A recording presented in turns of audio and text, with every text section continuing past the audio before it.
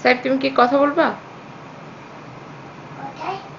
এখানে যেটা আমাদের নতুন বাসা, এখানে আমরা 7 দিন থাকবো এই সুন্দর বাসাটাতে। কথা বলো আবার কিভাবে শিখাবো? তুমি বলতে থাকো। এটা কাদের বাসা?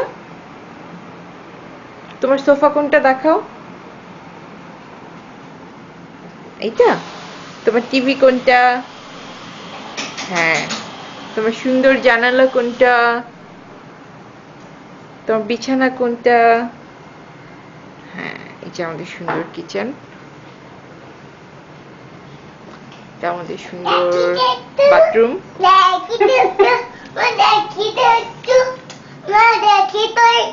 হুম,